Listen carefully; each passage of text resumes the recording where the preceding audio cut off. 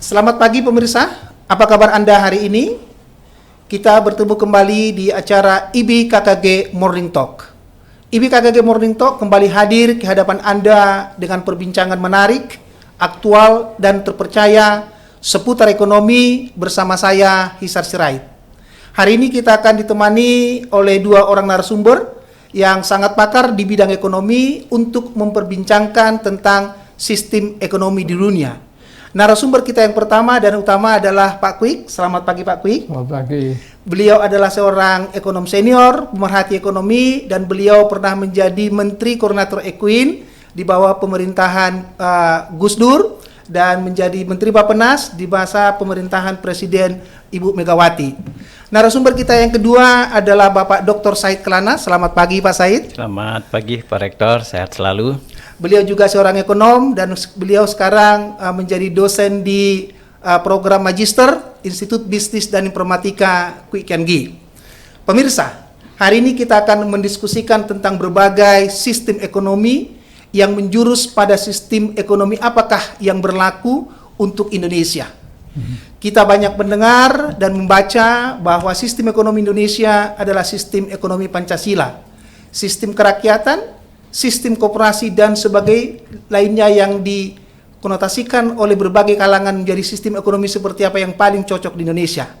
Untuk itu kita telah mengundang Pak Kwik dan juga Pak Said untuk membicarakan perihal tersebut dan mencoba memahami apa yang kita artikan dengan sistem ekonomi. Mari kita tanyakan kepada Pak Kwik. Ya. Pak Kwik, bicara mengenai sistem ekonomi. Bagaimana Pak pendapat Pak Kwik tentang sistem ekonomi yang ada di dunia ini dan sistem ekonomi seperti apa yang tepat sebetulnya di Indonesia? Ya. Sebetulnya pertama saya ingin berbicara mengenai sistem ekonomi yang berlaku sekarang ini. Ini kan mengalami sebuah evolusi yang revolusioner, yaitu dengan adanya pergantian sistem komunis menjadi sistem pasar. Tetapi lama sebelum itu, saya pernah ditanya oleh wartawan dan saya jawab bahwa sistem ekonomi Indonesia menurut pendapat saya adalah kapitalisme yang sistem pertukaran barang dan jasanya didasarkan atas mekanisme pasar, tetapi dengan peraturan dan pengaturan oleh pemerintah seperlunya guna memperoleh kesejahteraan yang berkeadilan.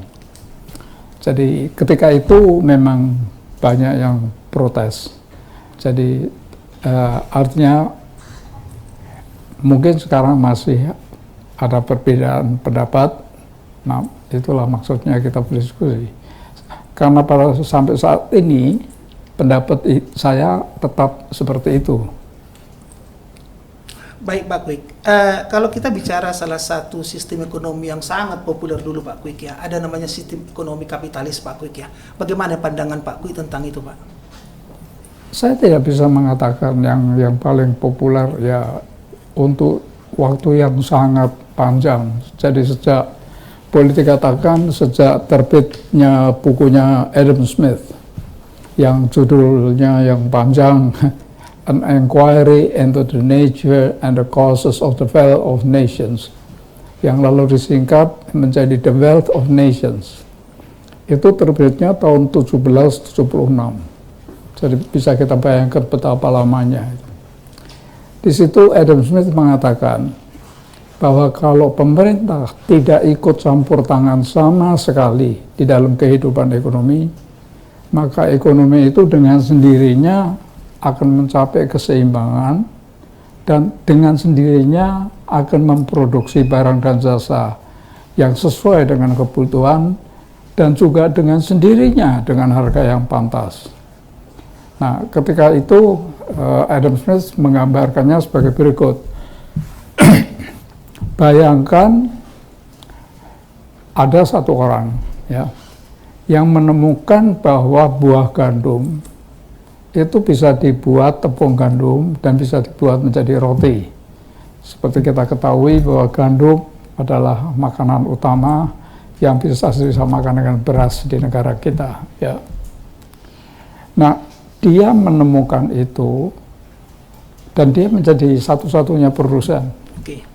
Oleh karena itu, gandum yang sebelumnya adalah barang yang homogen, yang sama semua, mendadak menjadi tepung, ya, yang orang tidak tahu ketika itu entah makan apa, tetapi lalu dengan penemuan orang tertentu ini, orang makan roti yang dibuat dari tepung gandum. Oleh karena itu dia memperoleh laba yang luar biasa besarnya, laba yang super normal. Tetapi karena Adam Smith mengatakan pemerintah tidak boleh ikut campur tangan, apapun boleh, maka selalu saja ada orang yang juga meniru. Meniru membuat buah itu menjadi tepung gandum, dengan demikian dia tersaingi. Ketika dia tersaingi, supply-nya memenuhi kebutuhan dan harga turun. Harga turun sampai mencapai harga yang dikatakan normal. Tadinya harganya super normal. Nah, ketika banyak sekali orang yang meniru sehingga harganya turun sampai di bawah harga pokok dan merugi, maka orang-orang yang merugi meninggalkan cabang produksi itu, mencari cabang produksi yang lain. Karena meninggalkan, supply-nya berkurang, lalu harga meningkat lagi, demikianlah terus sampai semuanya seimbang. Nah, itu pendapat Adam Smith ketika itu, dan semua negara di dunia menganut sistem itu.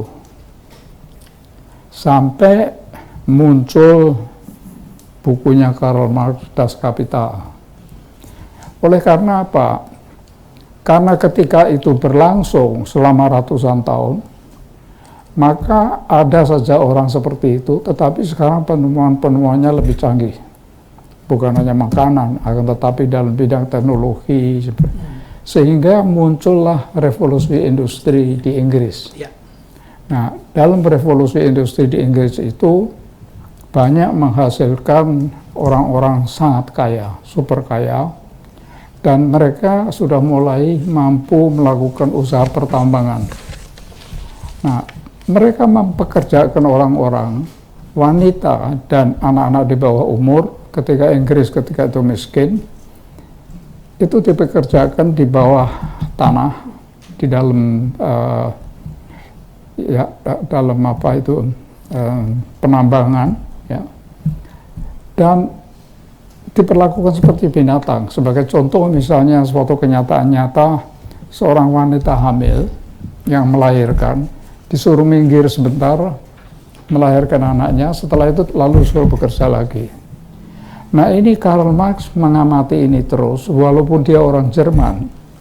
Karl Marx itu bekerjanya di perpustakaan London School of Economics and Political Science, sehingga dia mengamati betul perkembangan perekonomian di Inggris, dan dia menulis buku yang judulnya sangat terkenal, Das Kapital.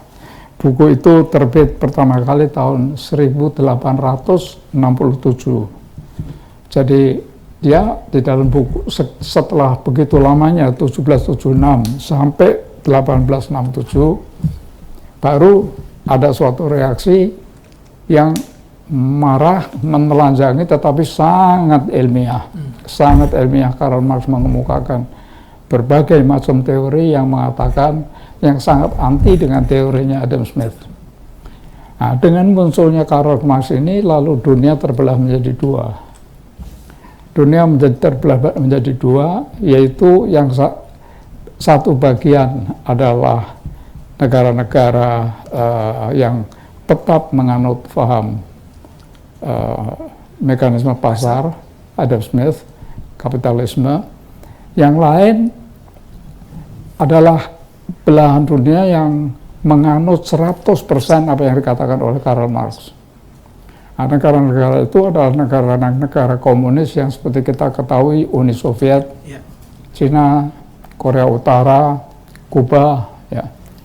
Nah, itu berlangsung lama sekali sampai akhirnya sebetulnya muncul orang yang namanya Joseph Schumpeter, ekonom tahun 1943, membutuhkan waktu 76 tahun untuk mengkoreksi teori-teorinya Karl Marx bahwa itu tidak betul. Karl Marx di dalam bukunya Joseph Schumpeter yang berjudul Capitalism, Socialism, and Democracy itu ditelanjangi habis, sehingga sangat jelas memang tidak bekerja. Dan di dalam prakteknya sistem komunis setelah sekitar 40 tahun memang ambruk semuanya kan. Oleh karena tidak mungkin ekonomi itu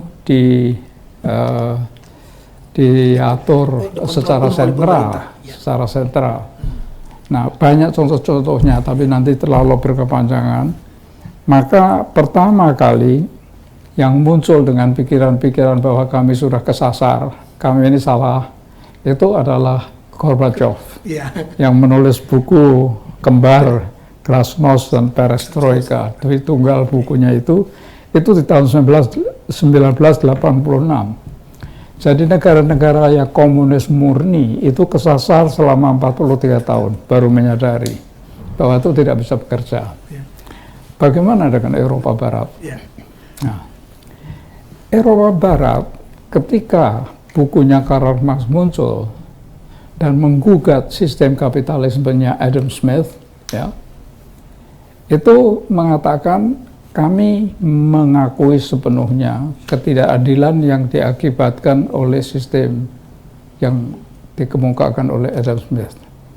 Tetapi kami tidak mau menjalankan cara-cara yang dikemukakan oleh Karl Marx, yaitu untuk memperoleh keadilan menurut Marx tidak boleh ada satu manusia pun yang memiliki modal dengan maksud untuk berusaha dengan motif untuk mencari laba.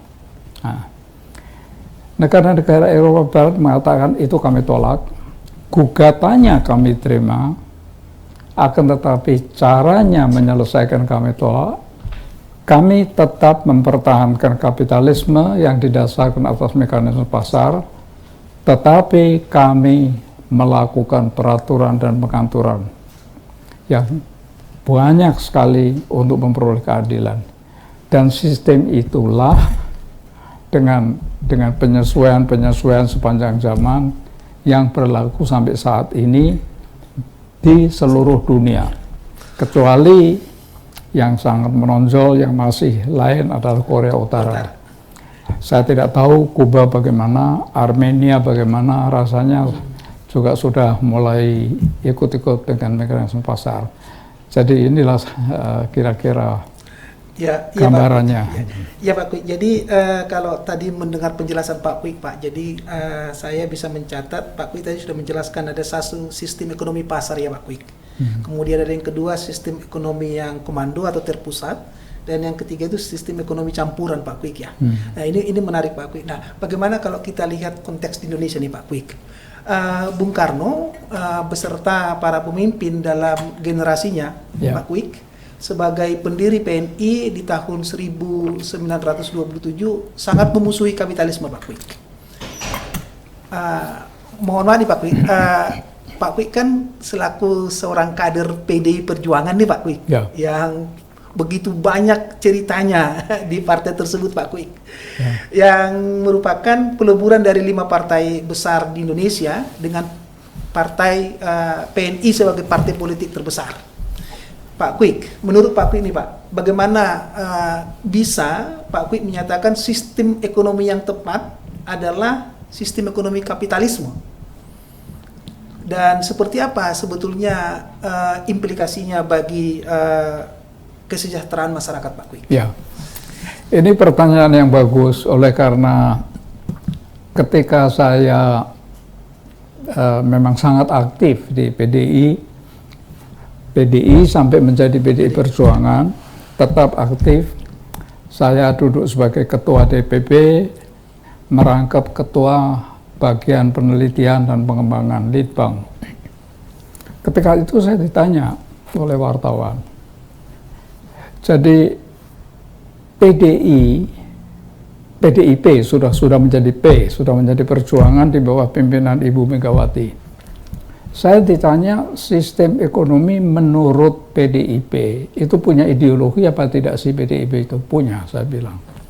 Terus sistem ekonominya apa? Lalu saya katakan sistem ekonomi Yang kami anut, yang kami yakini benar adalah kapitalisme yang didasarkan atas mekanisme pasar, tetapi diimbangi dengan peraturan dan pengaturan oleh pemerintah seperlunya guna memperoleh keadilan. Dalam kesejahteraan itu ada keadilan. Hal ini yang seperti saya katakan semula. Nah, ketika itu memang banyak saya diprotes sangat keras oleh kader-kader sangat penting, dan pada akhirnya Ibu Mega sendiri juga turun tangan. Lalu saya katakan, kumpulkanlah, tolong begini, ini karena masalah yang berat. Di satu pihak ini masalah yang sulit, akan tetapi di lain pihak yang membantah dan yang membicarakan masalah ini itu banyak orang awam. Karena itu di dalam partai ini yang menjadi persoalan, tolong kumpulkan semua kader yang berminat supaya saya satu kaligus bisa memberikan penjelasan dalam bentuk dialog. Gitu. Nah, dialognya itu mari kita ulangi sekarang. Walaupun sudah lama sekali, tapi masih tetap relevan sampai saat ini. Oleh karena kita masih banyak mendengar pendapat-pendapat yang simpang siur tentang kapitalisme, tentang kembalinya PKI, dan lain-lain. Ya. Oleh karena itu, ya saya membuka perdebatan. Jadi terserah mau tanya kenapa kok saya sampai mempunyai pendapat demikian, yang disetujui apa, yang tidak disetujui apa.